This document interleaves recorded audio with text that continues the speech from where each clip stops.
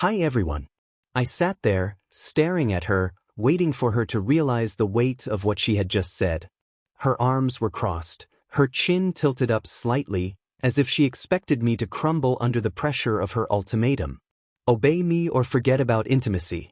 It wasn't the words themselves that got to me. It was the fact that she genuinely believed this would work, that I would break, beg, or at the very least, scramble to prove myself worthy of her affection. That was the moment everything clicked. This wasn't just a heat-of-the-moment argument. This wasn't about a disagreement that escalated too far. This was a pattern, a cycle of control disguised as normal marital conflict, and I had played into it for far too long. I laughed, a genuine, amused laugh, the kind you let out when something is so absurd that it barely feels real. Her eyes widened for a second, caught off guard, but she quickly masked it with a scowl. "What's so funny?" she snapped. I leaned back, letting out the last of my amusement before meeting her gaze. "Perfect. Keep it forever." Silence.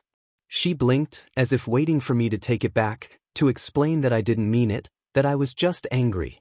But I wasn't angry. I wasn't even hurt. I was just done.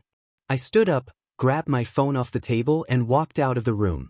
No yelling, no dramatic storming off. Just a quiet, firm departure. For the first time in our relationship, I didn't feel the need to explain myself. I didn't care to fight for her understanding or prove why she was wrong. Let her sit with it. Let her realize that this time her tactics wouldn't work. I walked into the bedroom, grabbed a pillow and a blanket, and moved to the guest room without a word. No door slamming, no passive-aggressive remarks. Just space. She didn't follow me. Not immediately. She must have assumed I just needed time to cool off, that in an hour or two, I'd come back, apologize, and try to smooth things over. Maybe she thought I'd try to make a deal with her, offer some kind of compromise to earn back the intimacy she was withholding. But she had nothing I wanted. I lay down in the guest bed, staring at the ceiling, letting the realization settle in. I wasn't afraid of losing her. I was relieved. The next morning I woke up early, feeling lighter than I had in years. There was no tension in my chest, no sinking feeling in my stomach, no pressure to fix what she had broken. When I walked into the kitchen, she was already there, sitting at the table with her arms folded. Her expression was expectant, like she was waiting for me to bring up the night before. I poured myself a cup of coffee and sat down across from her, completely unfazed. She cleared her throat. "So, are you done acting childish?"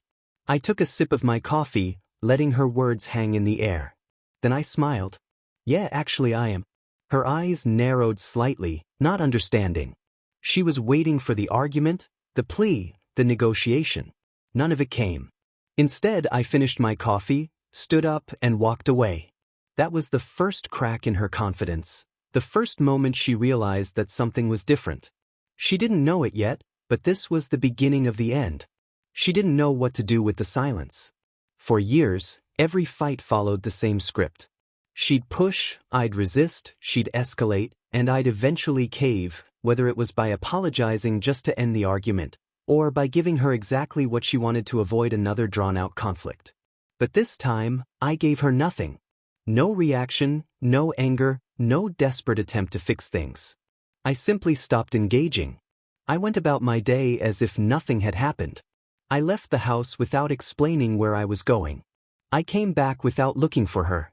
I only spoke when necessary, and even then my words were short, neutral, emotionless, and she hated it. At first, she pretended not to care. She'd roll her eyes when I walked past her without a word. She'd scoff when I ignored her passive-aggressive remarks. But after a couple of days, the axe started to crack. The first real sign of panic came when she tried to test me.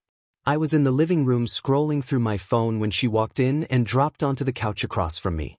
She didn't speak right away, just sat there, waiting for me to acknowledge her. When I didn't, she sighed dramatically. "So this is how it's gonna be now?" I didn't even look up. "What are you talking about?" I asked, my tone flat. This whole ignoring me thing. You think this is normal?" I finally glanced at her. "I'm not ignoring you." "Oh really? Because it sure feels like it," I shrugged. "I'm just done wasting energy on useless conversations." Her jaw clenched. So because you didn't get your way, now you're throwing a tantrum? I actually laughed at that one. A tantrum. I was the calmest I'd ever been. She wasn't used to this. She was used to me trying to fix things, used to me taking responsibility for problems she created. She was used to having the upper hand. But now, she had nothing. The real shift happened later that evening. She was standing by the sink after dinner, waiting for me to say something. I could feel it, her desperation growing. Normally this would be the moment I'd break, where I'd try to repair the damage and pretend like things could go back to normal. Instead, I grabbed my glass of water, took a sip, and walked out of the kitchen without a word. And that was the moment she finally realized. She was no longer in control. The silence between us became normal. It wasn't just a pause in conversation, it was a complete shift in how I approached my life. I had nothing left to say to her, nothing left to fight for. But for the first time in years, I had someone else to focus on. Myself. I didn't make a big declaration about it. I didn't sit her down and say, I'm changing my life now. No, I simply started living differently. Without her permission, without her validation, and without a single ounce of hesitation. The first thing I did was fix my sleep schedule. For too long I'd been caught in a cycle of restless nights, lying awake replaying arguments in my head, trying to anticipate the next inevitable conflict. But now, I went to bed early in my own space, and woke up feeling clear-headed. Then I started hitting the gym. I signed up at a place nearby, nothing fancy, just a basic place where I could lift, sweat, and rebuild myself from the inside out. That first week was brutal. My body ached in ways I hadn't felt in years. But I welcomed it. Every sore muscle was a reminder that I was making progress. That I was taking back control in a way she couldn't manipulate. She noticed, of course. I could feel her watching when I'd come back from a workout, drenched in sweat, my breathing still heavy.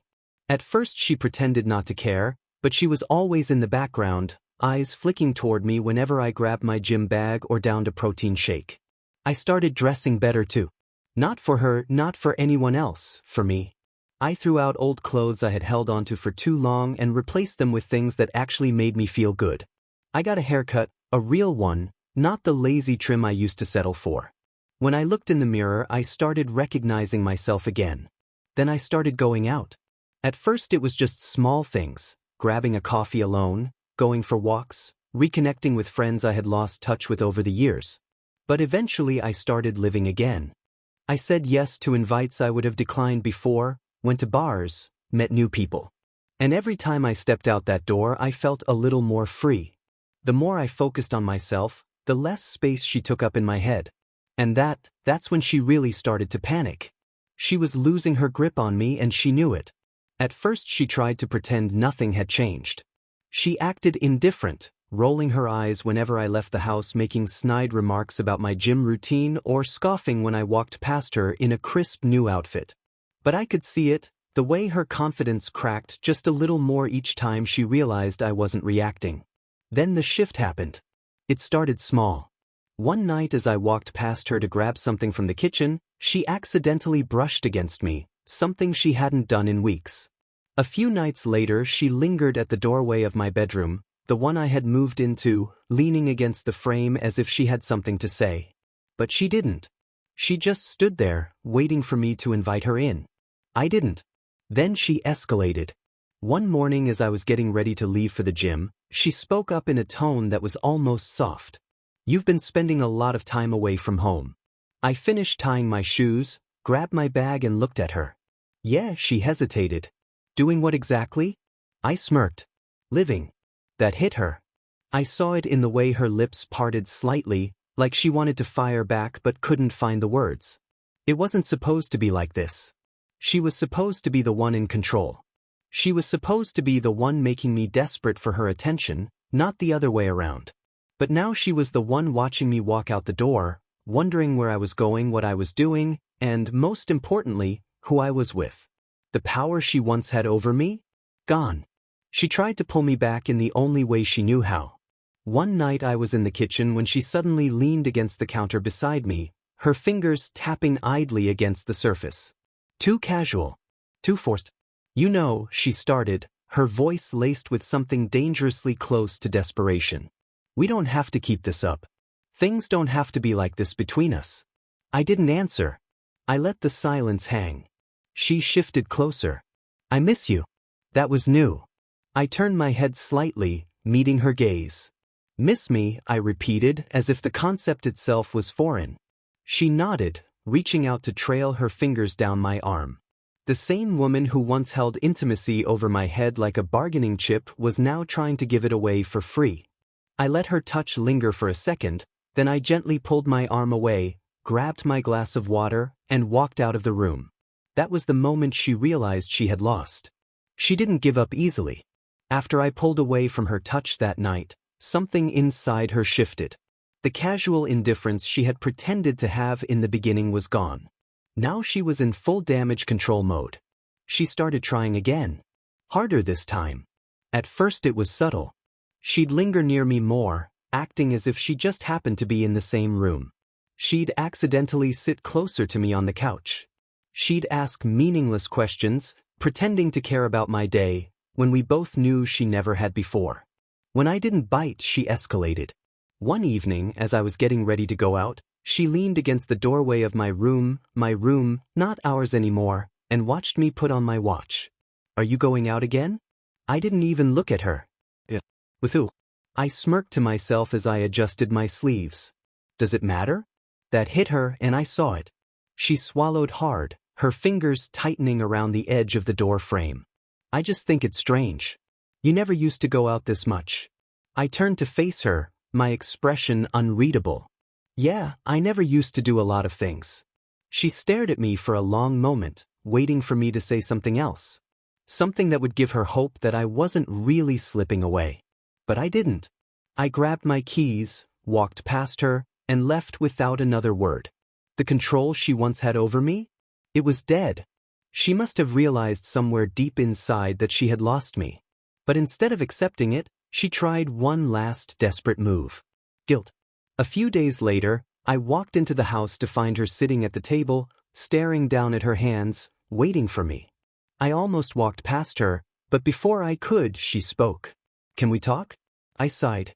I knew what this was, but I sat down anyway, resting my hands on the table in front of me. "Go ahead," she hesitated, then let out a small, shaky breath. "I don't know what's happening between us." I arched a brow. "Really?" She ignored my tone. I don't want to fight anymore." I tilted my head slightly. "This isn't a fight. It's just reality catching up to you." Her eyes flickered with something close to panic. "It doesn't have to be like this. We can fix things. I know I haven't been perfect, but—" "Stop," she flinched. Not because I had raised my voice. I hadn't. But because I wasn't playing into the script she had rehearsed in her head. I exhaled slowly, leaning back in my chair. "You want the truth?" She nodded, looking at me like she was clinging to the last possible chance to turn this around. "I don't want this anymore." Silence. Her lips parted slightly, as if she was going to protest, but no words came out. I leaned forward, my tone calm. "I don't hate you. I don't even care enough to be angry. But I see you for what you are now. And I'm done pretending this marriage is anything more than a cage I let myself live in for too long." Her breathing hitched. "So that's it? You're just giving up?" I shook my head. "I'm finally choosing myself." Then I stood up, walked over to the counter, grabbed my phone and dialed a number. When she heard me say the words, "I'd like to schedule a consultation for a divorce attorney," she finally broke. But by then it wasn't my problem anymore. She cried. She pleaded. She tried everything she could to make me change my mind. But it was too late. Once the divorce process started, she flipped between two extremes. Some days she was furious, throwing accusations at me like it would somehow reverse what was happening. Other days she played the victim, acting as if she was the one being abandoned. Neither approach worked. I had nothing left to give her. The best part? I didn't feel guilty. Not even for a second. The old me would have agonized over this. Second-guessed himself, wondered if maybe, just maybe, there was something left to salvage. But now I felt nothing but relief. I moved out before the paperwork was finalized, packed my things in silence while she stood in the doorway, watching. "This isn't fair," she whispered. "You're just walking away like I meant nothing to you." I zipped up my suitcase and turned to her, my expression unreadable. "No, I'm walking away because I finally realized I meant nothing to you." She opened her mouth, but I didn't wait for her to respond. I grabbed my bag, walked past her, and left that house, our house, for good. Life after her? It was better than I could have ever imagined. I got my own place, a space that was finally mine. No tension, no manipulation, no walking on eggshells. Just peace. I continued working out, continued dressing better, continued saying yes to new experiences. I met new people, went on dates. Not because I needed to prove anything, but because I could, and I thrived. Meanwhile, she didn't. Word got back to me through mutual acquaintances. She wasn't handling the divorce well. She was spiraling, trying to act like she was fine while everyone around her could see that she wasn't. She had spent so long controlling me that she never considered what would happen when I was gone. And now, she was the one drowning in regret. I never looked back. Not once. I didn't need revenge. I didn't need her to suffer. I didn't even care what she did anymore, because I was free. And that was all that ever mattered. Our story has come to an end. If you've made it this far, how about subscribing to our channel? It helps us immensely. I've selected 2 other videos for you that I'm sure you'll enjoy. Feel free to click on them. I'll be waiting for you in the next story. See you soon.